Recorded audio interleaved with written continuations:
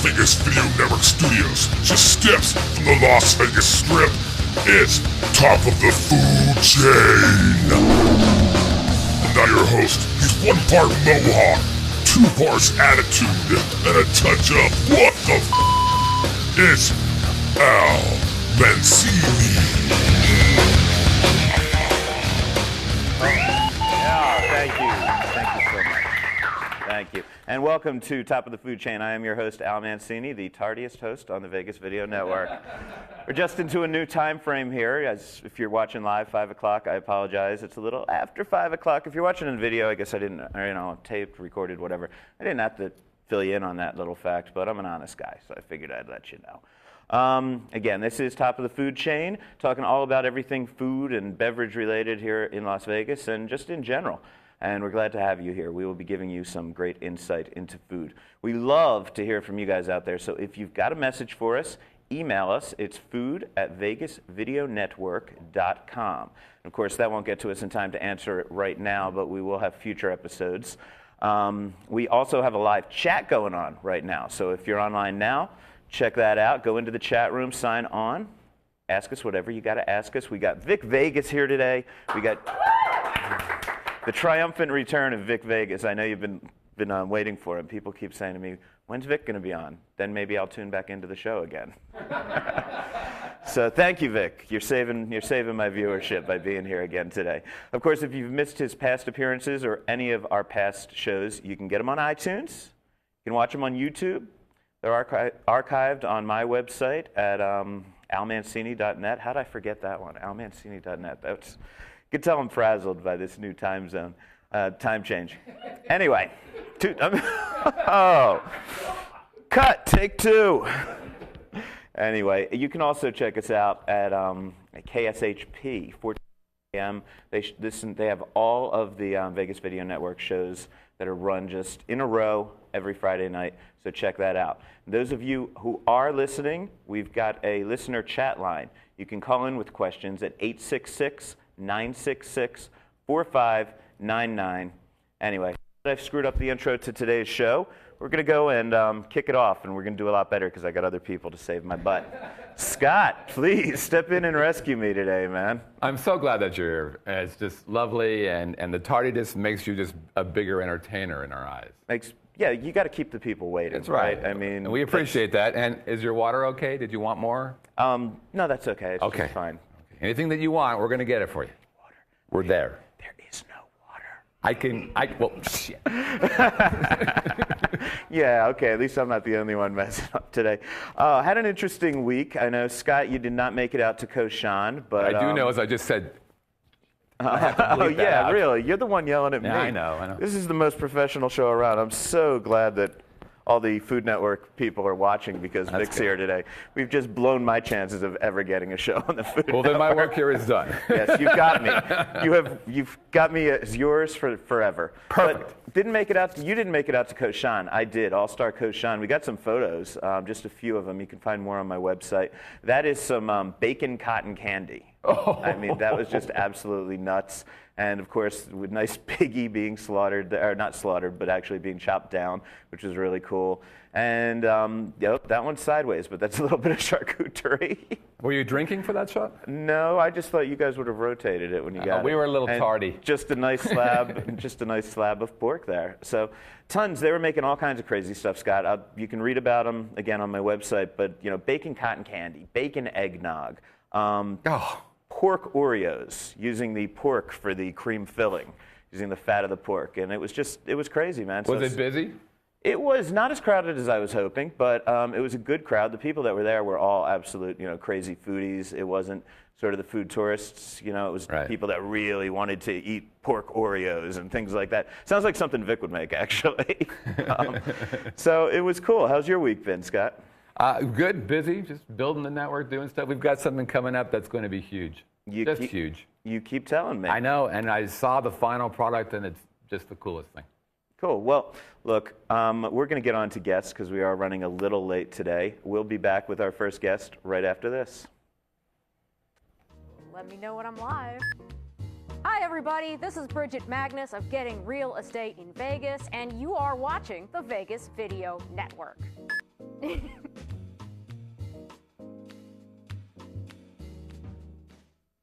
Okay, we are back, and now I've got my senses about me, so this is going to be a lot of fun. If you were watching last week, I spoke a little bit about the new Feed Farmers Market downtown. Happens every Thursday. I didn't make it there today, but if you read about it in today's City Life, if you picked up a copy of today's City Life, I wrote it up and talked about what a cool event it is to go to. So check out that article in City Life. But right now, I am fortunate enough to have with me the founder of the Feed Farmers Market, Gina Gavin. How are you? I'm great. Thanks, man. Good to have you here. Thank you. So today was week 3, right? Week 3.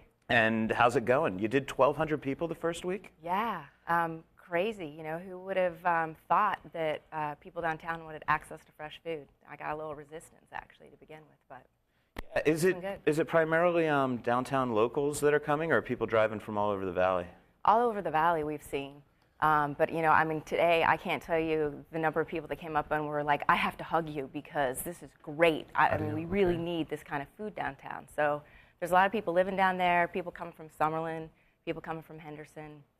Yeah, and it's a lot of fun. I mean, the people that you're down there with really are people that just enjoy talking about food. I said it in my article today. You know, you strike up a chat with these people, and everybody wants to talk about whether you want to talk about veganism or whether you want to talk about grass-fed beef or whatever. I mean, everybody just really are foodies, and they love food. And foodies doesn't just mean going out to restaurants. I mean, if you love food, it's not just about sitting in a 4-star restaurant. It's about the love of seeing how it's produced and seeing meeting the people who produce it, and that's really what you're bringing to us. So thank you for that. Yeah, absolutely. It's communal.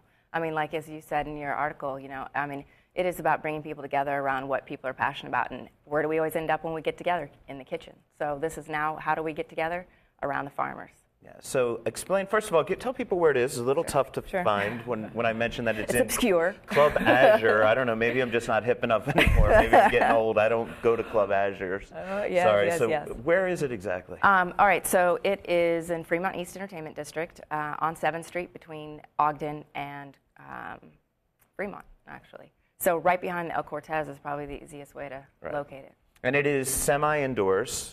Semi-indoors. It's not like a nice air-conditioned supermarket or anything, but it's in the shade, and it's pretty nice over there. Yeah. It is air-conditioned, but we have all of the roll-up doors open, so that sort of the heat sort of sucks out the air. Well, I apologize. Air conditioning with all the roll-up doors. It's nice, I have to say, but not quite the same. But it is. It's comfortable there. It's a lot of fun. You got music there. You got somebody playing guitar, and again, it's just. I went late, so it wasn't really crowded when I got there. But you know, I've been told that when you're there, it's kind of just wall-to-wall people. I mean, it's packed. It's been very steady. You know, week 3, it just ended a couple hours ago. We've probably averaged about 3,000 people thus far. Wow. And now you have now 25 vendors, I think you're up to? Yeah, it sort of rotates anywhere between about 22 to 25. We have some ranchers that come from Central and sort of rural Nevada, and so they don't come every week. Right. And now this is a very community-based thing. Mm-hmm. So Absolutely. These are people that are actually growing food and raising cattle and doing things, maybe not right next door to us, but you know, in our own backyard in that broad community sense, right? Yeah, absolutely. I mean, a lot of the purveyors are coming from Sandy Valley, Pahrump. I mean, there's some in Henderson, Northwest Las Vegas, Buckhorn Ranch out of Alamo. So, you know, really primarily it's about 95% all southern Nevada. Right. And this is a point that I like to make, and it's very important. I make it in my article. People always say to me, "Oh, you were in the desert. Nothing grows there, and we're not sustainable, and we have to ship everything in." And those of us that have been fortunate enough to visit some of these farms, I mean, these guys are doing great things, and they're growing in the desert. And, you know, one day I actually want to have some farmers in, maybe give people a little bit of advice on how they could do this at home. But, you know, that's not what we're about today. But it is amazing to talk about the kind of things that are growing right here in Las Vegas. Oh, yeah. You know, I mean, just like you said, I mean, I get the same questions. And people are like, well, we live in the desert. You know, I mean, it's not a food mecca. And it's actually quite the opposite. And I think we have a lot of potential, actually, as a future agricultural state that has a lot of growth. And there are some interesting things that are there that I know you couldn't bring with you today, like a cow. But I have been cow tipping, if that is any consolation. Really? Today? Not today. Okay. But no, actually, grass-fed beef producers and you know, people, I'm a big proponent of grass-fed beef. It's much healthier. It's much more natural for the environment. It's very, very difficult to find. But you have guys that are raising their own grass-fed beef, very natural, the way that these animals were raised, generations ago. None of the artificial things we do today. And then, normally you could go on their website and you can order it, and then they ship it to you and you have to pay shipping. And of course, then you've got that carbon footprint.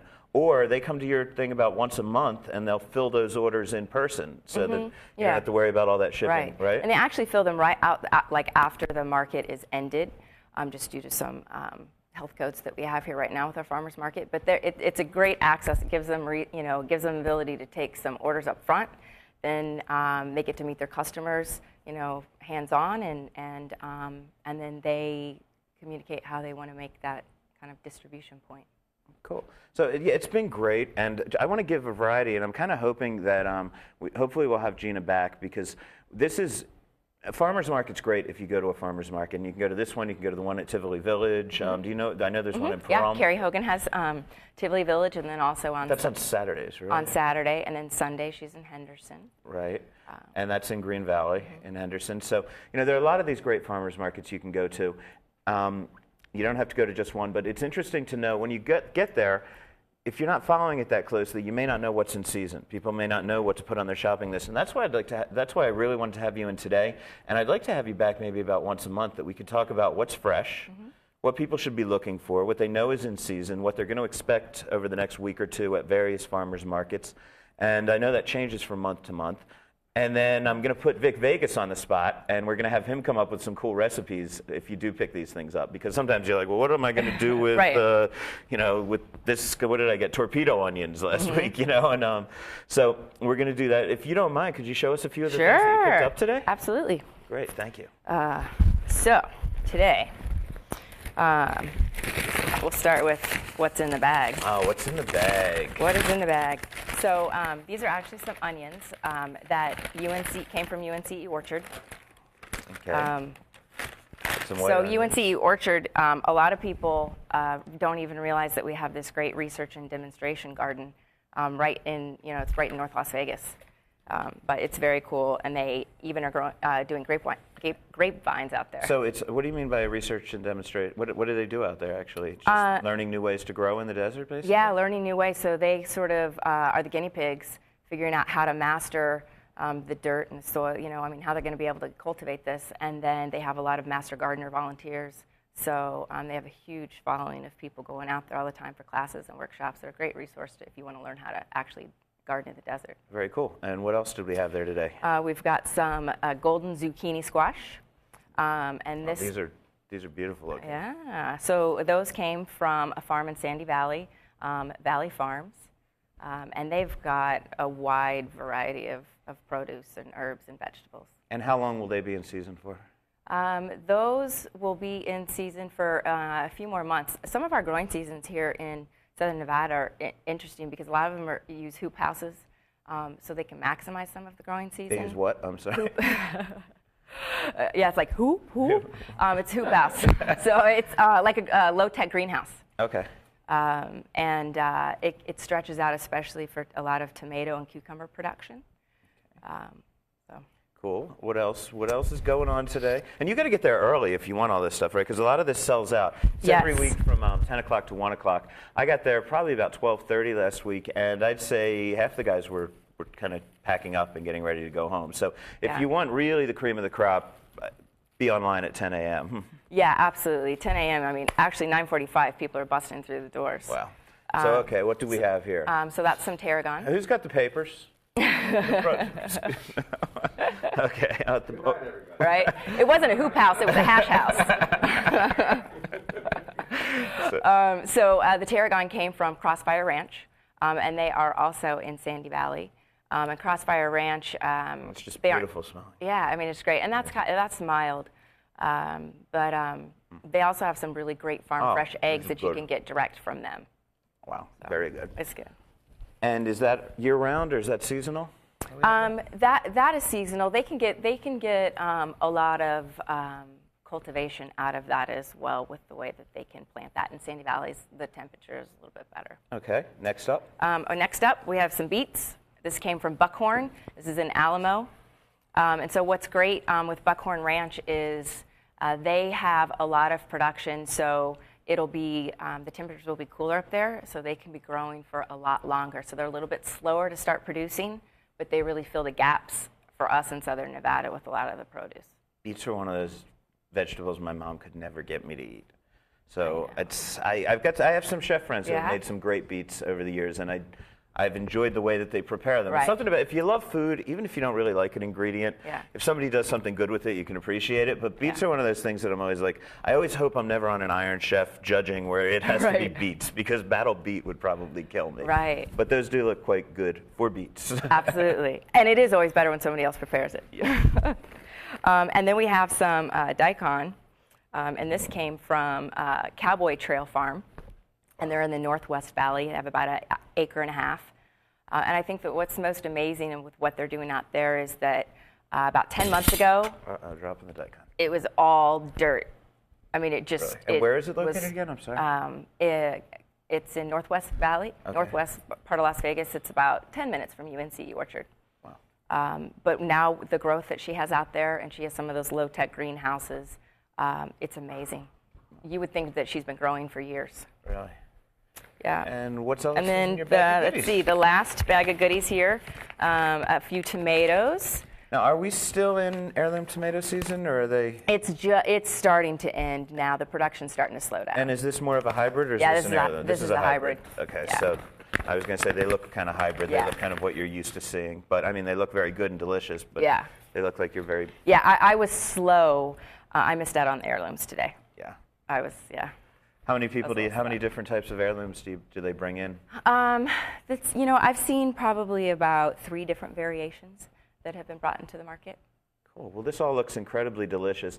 We have to thank you, first of all, for bringing this downtown. I mean, downtown, when I moved here 10 years ago, I said to people, I want to live downtown. And people just said, you can't live in downtown Las Vegas. There's nothing to do. There's no place to live. There's nothing to do, no restaurants, no shopping, no anything. And it was true. And for years and years, I really tried to move downtown. And then Mayor Goodman thought building super high-rises to get millionaires would be the revitalization. And that kind of flopped. And it really seems it's people like you that are doing, and artists and people running coffee houses, and of course people running bars, because that always helps. But it's you small businesses. It's not the Neonopolis that saved downtown. It's the people that really want to bring a sense of community to it. And you have got a great history of that. Also, I don't know if I mentioned, but Gina is the founder of Project Dinner Table, an incredible. I actually haven't been to one yet, but all my friends went. What's the up? last one you had was the day I renewed my wedding vows, so I couldn't make it out. But it's this huge table, about 100 people sit around one long table, and again, another sense of just and they're always in a strange location. Where's your next one? Actually, the next one's going to be downtown. Oh, okay. On the Jackie Gone Plaza. Cool. Well, so check out Project Dinner Table. Definitely check out the farmers market. Not just this farmers market. I mean, any of the farmers markets we have going on here in Las Vegas. Definitely worth your support. I tell you, you'll bite into these vegetables, you cook with these, and you'll wonder why. Usually the prices are better than what you're getting in a grocery store. Absolutely. And the food is a lot better. So we're going to put Vic Vegas on the spot in a second and see what he would make up. A couple dishes, one dish, whatever, a 5-course meal, whatever he would do if we went shopping downtown and we brought that to him. He's good at that. He's on TV. They make him do it all the time. Nice. So, he'll be like the vegetable butler. Yeah, so thanks a lot. We will be right back after this message. Hi, I'm Chris Phillips from Talk Tales, and you're watching the Vegas Video Network. And if you stop by the studio, our producer Scott's going to buy everybody a drink.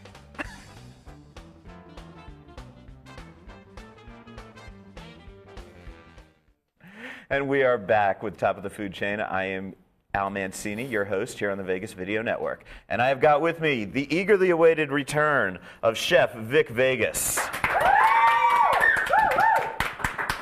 My old friend who is doing Las Vegas proud on Food Network Star.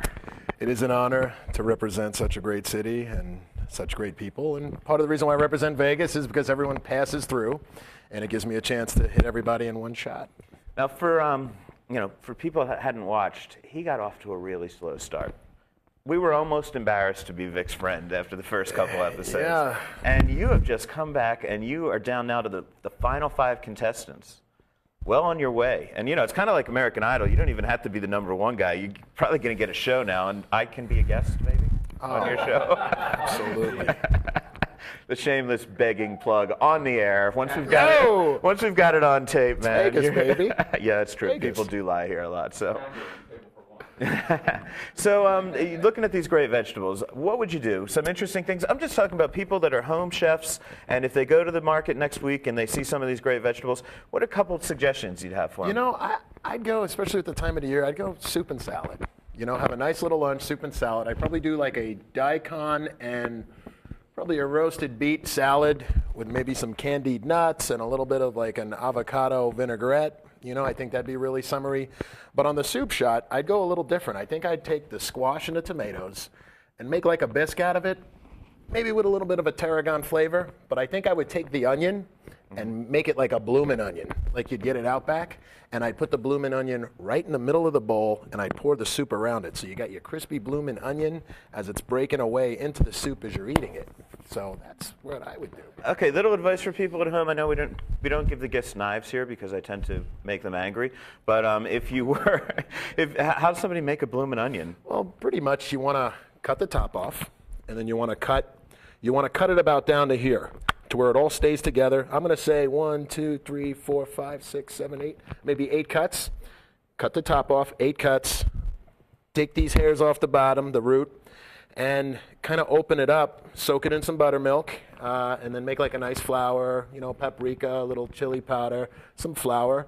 Soak it in the milk, and then toss it in the flour, and then when you deep fry the onion, it'll crisp up into a nice blooming onion. Because even with soup, you need to deep fry I have to deep right? fry something. If Vic is not deep frying, Well, then we he's got the not salad. That takes away from the deep frying, man. So we got to fry something, even on a summery day. Nice soup and fried soup and salad. Okay, so Everybody's going to fry soup. It's going to be me. Right, so there you go. A little bit of advice for cooking at home if you're at the farmer's market. Any specific advice on how someone should chop down a daikon, or is it just pretty much just chop it on down? You know what? What I like to do is I call it the thingamajiggy. It's this thing that makes curls. You stick it on and you kind of make curls out of it. Or I'd say like strips, like spaghetti strips. Try to get some kind of a thin hair strip. And then I like soaking things in 7-Up because I think that the 7-Up will be absorbed into the daikon, and the citrus and the acidity and the carbonation will really keep the daikon nice and fresh. Okay, there you go. Cooking tips. We've got it all here. Who needs the host to be any good when you've got guests like this, man? I mean, really. We've got, of course, I knew as soon as you were here, we've got questions. Scott, what's going on in the chat room, man? Jackie wants to know if you were surprised, Vic, when Orchid got voted off, especially before Chris and Penny. Well, for starters, I was sad. And they're The one with the light on. For starters, I was Haven't very you been sad. doing television for a whole season? Too much, I think, now, man. No, for starters, I was very sad because I love Orchid personally, and she was a great competitor. To get thrown off before Chris and Penny, I love my man Chris. Obviously, everybody knows that, and actually, I have a love for Penny too. It looks like that's the way things fell at that point. I personally think Orchid's a star, and I think that Orchid is not gone by any means. Maybe just from the series, but you're going to see that one little hot mama once again. Yeah, we've been four episodes have gone by since we had you here last, and I'm trying to, in what order everybody went home. We had Justin went home, and then after that we had Orchid, then we had Chris and Penny go home, and then just this past week, Jill. So that was kind of the order if you've been following it at home. A lot of crazy stuff has gone on. I got so many questions. I know they've got so many questions. I want to start with okay, let's go back to the first one, the Guy Fieri episode. Okay. And that was your 4th of July episode. Yes. And it aired 4th of July weekend, and you were having a 4th of July barbecue. Here's the question. What time of year was it? What time of year was it when you filmed that? July 3rd. Come on. When did you shoot that? It was pretty cold out. It was like a big blur, and it was actually a very cold 4th of July. I was going to say. That's pretty much my answer on that one. Okay. Very cold 4th of July. The weather was a little off for being such an independent day, and that's my answer, Al. And you looked really, as if these people really thought that it was live on the 3rd of July. Some people do. Some people really that I run into, they really do think that it is live. I am sorry for ruining the miracle of television for anybody out there. We won't even get into, never mind. Well, I actually went to New York last week for, whatever good reason I went, and coincidentally on the show, we were going to New York. So when people saw me on the plane, they're like, you're going to New York. I just saw it on the show. I'm like, yep, I'm going to New York, baby. Mama's boy's home. You look great in your red wig, by the way. That was really cool. Trying to kind of. I know. I see you're jealous of my hair color, A little right? jealous of Al. Trying to hybrid a little Al Vic. If we had a child, that may be what the child will look like. Ooh, very possible. That is one ugly kid, man. The other question about that episode is your challenge was that you all shot together an episode of Diners, Drive-Ins, and Dives. Will that ever air as an episode, or was that simply a challenge? That was simply a challenge. There are a couple challenges that were done on the show, like, as you could just see last week, Rachel Ray. Yeah. It was both. You had Rachel Ray show and you had Diners, Drive-Ins, and Dives. For the two shows basically that we had did that are existing shows on the network. But the one with Guy is actually just the challenge for the show, and obviously the one with Rachel Ray actually came out on the regular Rachel Ray show. Did that already aired? Yes, it aired last Wednesday. Okay, so it's in conjunction kind of with the episode showing. Mm-hmm. And all of you were on the same episode. I'm sorry, Rachel. I apologize for not watching your show last Wednesday. That's okay. I recorded it for him. I appreciate it. I don't want to make Rachel angry. Yeah, she's pretty tough. We've got another question over there. Scott, what's happening, man? Bill wants to know, is Vic going to be opening up a restaurant as a result of the exposure on the show? Well, even with the exposure, without the exposure, my goal is to definitely have an extensive amount of restaurants. The final goal is to be a restaurateur. So with the show, putting me out there and letting people know what I do, that's definitely going to help the situation. But it's partially because I was on the show itself, and it's something I always wanted to do, and result is why I'm going to be opening up a restaurant, probably within the next year or two. Got a couple more things I got to do first. Okay. And I want to get to the next episode after that. That was the food trucks episode. And, that was an interesting one. The thing that cracked me up about this one was the balls on the roll truck. There was a truck, they had to name their truck, and they were going to serve, it wasn't Vic, thankfully. The team that did it, whose team was that? It was actually Jeff, Whitney, and Susie. Right, and the name of the truck was Balls on the Roll, and because everything was in ball form. It was falafel that they were offering, meatballs, and then an albondiga soup, which is a Mexican and or Spanish meatball soup, kind of. And it looked like pretty good food, but the Food Network people went crazy, Balls on the Roll. I mean, I was like, I better not send them as an audition tape my show with porn stars, because if they don't, they seem to think that was an extremely offensive title, and the people in the audience seem to be a little worried about that. Pretty conservative over there in Food Network Starland, aren't they? Yeah, they are. They're pretty conservative and by the book, but in a way, look at what the other two trucks did. I mean, you had Chris's Angels, which was, pretty corny. I still yell at him about horrifyingly that. corny. Yes. You're kind of taking corny to another corny level. And you had to be, 45 years old to even get the Posen joke, right? So. Yes. And I kept, Fierce Food Fusion, Vic style. And that's part of the reason why me and Al met. It was kind of like high roller food. I kind of took the skinny dip and reinvented it into a wrap, and that's why, we did very good that week. But as far as Balls on a Roll, it was a little too much for the current situation. Spherical food, balls, you're having a bad day, you need some balls, baby, Well, it could be taken a little, I got to tell you, I simply thought it was horrible because of the fact that we've got a better truck here in Vegas, Holland Balls, and a good friend of mine running that truck, and that's a much cooler name. I think Holland Balls is better than Balls on the Roll. So they just, they were ripping off one of my boys and. Not doing it nearly as cleverly as he was. We give Jeff a little bit of, credit for being on the edge and, being that comedian side. And, he did a couple of those, if you noticed. Absolutely. Throughout the show, living on the edge. But overall, I mean, they did have good food. That was the sad part about that. Like, I tried the meatball. You know me. I'm going to attack the meatball and see exactly how that tastes. The albondiga soup was good. Falafel still needed a little work, but overall, they had great food. Because they used cooked chickpeas, I believe, right? Yeah. That was the problem with that one. We've got more questions. Maya says, last season the non-winner, Adam Gertler, got better opportunities than the winner. Do you think that's the case every time, often?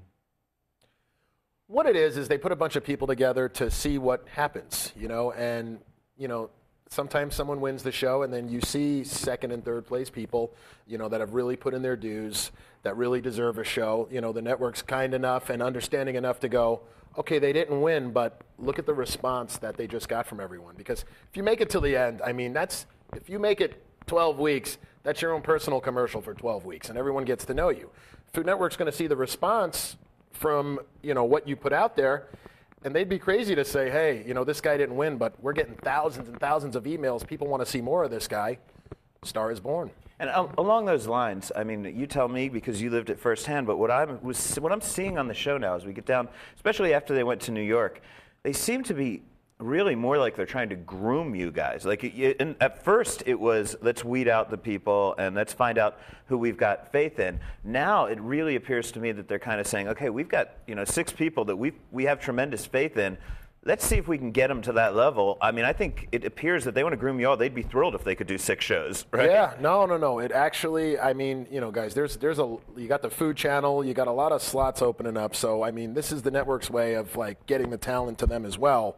And, the people stepping up to see, their next stars could be all coming from the next Food Network star. There's a lot of slots to fill up. You got a lot of good people. And they did. They treated the last 6. They were like, everybody here deserves a show. So now you're going to go home for too much salt, not enough salt. If you didn't sleep enough last night, you got to be on point from this point on. Bob Tuchman said that my chocolate dessert tasted too chocolatey. Shame on me for that. I mean, he was right in that case, but that was the intent. Right. I got in trouble for that, a little too chocolatey. First episode, my food went everywhere, and I made it. Now I'm getting in trouble for a little too chocolatey. So it's very serious. It's like very tight now. What's the next question up, Scott? Yeah, Nate wants to know, do you get feedback from the network regarding viewer feedback? We don't at this point. Pretty much the feedback we get is the feedback we get walking around and the emails and when we go to places and blogs and, just pretty much like being a fan watching the show and seeing what everyone else would say about somebody.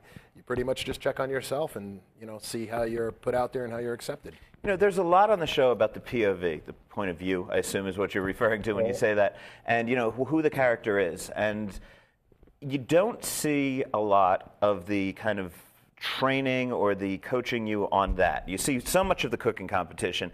How much, do they bring wardrobe people in to advise you? Do they bring people in to kind of coach you on what is an acceptable POV? Nope, they want to see what you got on your own. And then from there, they'll see if it can be worked with. So those sweater vests are all your idea? Actually, sure. No, I did the sweater vest like 1 or 2 times, and there was a time where I didn't wear the sweater vest, and Bobby goes, "Where's the sweater vest, Vic?" Because that kind of takes away from like what I really look like, and it kind of shows me more like, hey, yeah. Which I am a mama's boy, and it was kind of comfortable. But you kind of almost never even see that idea of where you decided to go from Mama showed me, Mama told me, to Mama's boy. And I think there's really only one scene where I kind of saw somebody rehearsing in front of a mirror, and I'm thinking there must be a lot of that, as much of that going on with you guys as there is the cooking. And really trying to define your characters. Actually, when I stopped rehearsing in front of the mirror personally is when I started doing better. First 2-3 weeks, here and there, I was rehearsing in front of the mirror, and that's another chore, just to try to remember what you told yourself in the mirror. I just go commando style. You know what I mean? I'm going to just think about it as I'm doing it. I'm going to be myself, and I'm just going to let it flow out the way it would naturally come from the heart. And we have another question for Vic. Sure. Actually, first of all, commando, women like that.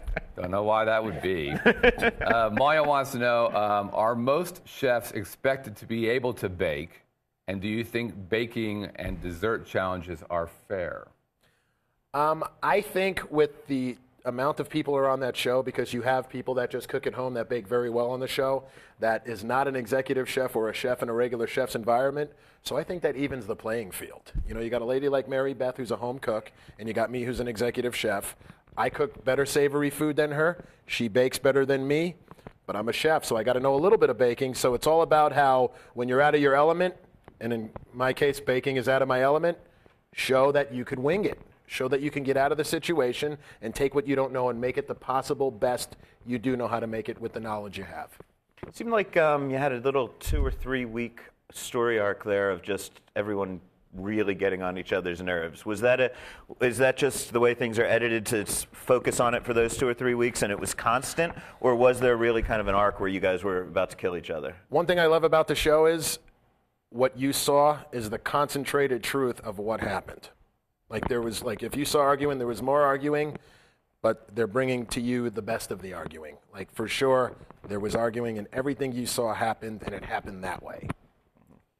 And so, okay, you know what I actually wanted to ask you? You had some really interesting guests. I mean, you know, we had Wolfgang Puck, we had Rachel Ray, we had food truck guy. Tyler Florence, yeah. Yeah, Tyler. All kinds of really great people over the past 4 weeks.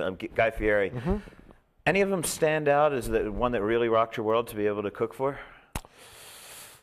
Besides all of them, because I am a diehard fan of the Food Network, you know, I mean, it's at the point, and we were discussing it earlier, you don't get starstruck when you see them. You just feel more like they're your peers now because you made it this far.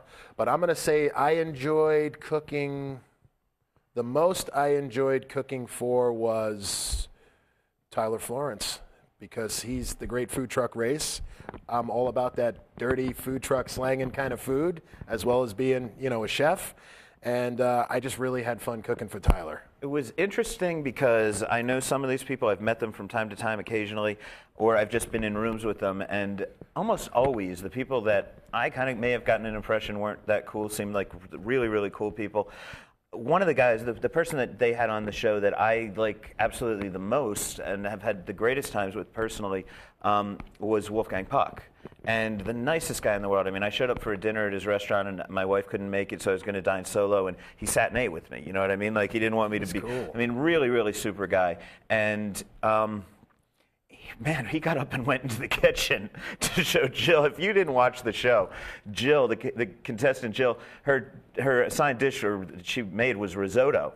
And she brought the risotto out to Wolf, and Wolf looked at it and said, "You want me to show you how to make risotto? This is not risotto." And walked into the kitchen in front of the other contestants and just took her to school on how to make risotto. And that must have been just the most humiliating thing that you could imagine. We were all like, oh my God. Because here you are now, in your life as a chef, you're making food for one of the legends of the world.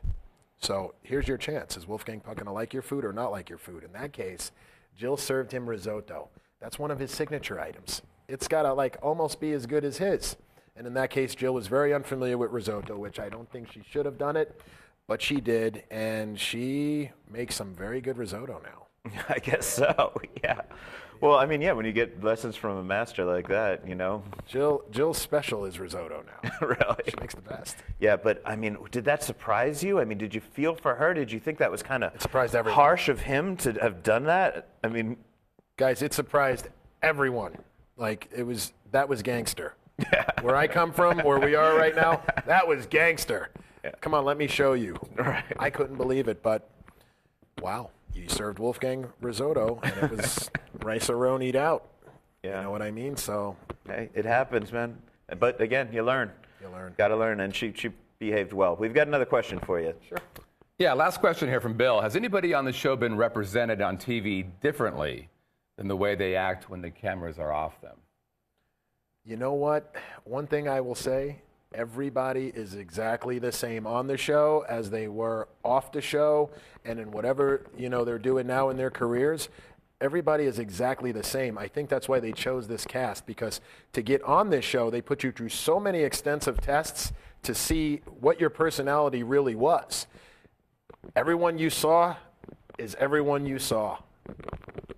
You got to tell us about those tests one of these days that they put you through. Yeah, I will. But in the meantime, I want to give people a preview of what we got going up. How many more episodes do we have until we crown next Food Network star? Wow, we got 2 episodes plus the finale plus the reunion episode. Okay. Reunion episode's going to be quite interesting. And what's coming up this week? This week coming up is a celebrity roast where we finally are getting put on a firing squad, a different type of firing squad, in front of some of your most interesting comedians out there, legendary comedians, people that really know how to break balls on a roll. And we get to be the center of it this time. So. Yeah, did you tempted to smack anybody during this episode? No. No, you had to keep the teddy bear Vic happening, not the gangster Vic? I had to stay Vic, man. The teddy bear Vic killed the gangster Vic, man. You got to love the insults. I mean, I read a letter from one of my readers on the air last week where the guy called me a D-bag, you know, so said I dressed like a D-bag. You know, you got to be able to roll with the punches, right? You got to be able to roll with the punches, but that means they're still watching you. Absolutely, man. That means they know what I look like, right? Exactly, That's bro. the important That thing. means they know what you're doing. So, man, well, it is great having you. Any chance we're going to get you back before the end of the season? I promise you, brother. I'm with you, man. You're Okay. representing Vegas. I'm representing it. We're doing it together, man. Food world, baby. Okay, that sounds good. We will be back next week. We didn't have any booze this week. Maybe that's why I messed up in the beginning of the show. But no, we're going to be talking rum next week. So you're definitely going to want to tune in for that. In the meantime, I'm off to a tequila tasting tonight. If you want to go down to Border Grill, I think I got a +1 on the list. Babysitting. Got the kids tonight, man. Okay, man. Well, you go be a dad. That's the important thing. Anyway, you are watching Top of the Food Chain on Vegas Video Network, and we will be back next week. 5 o'clock. Remember, new time, people. 5 o'clock. I'll try to be on time.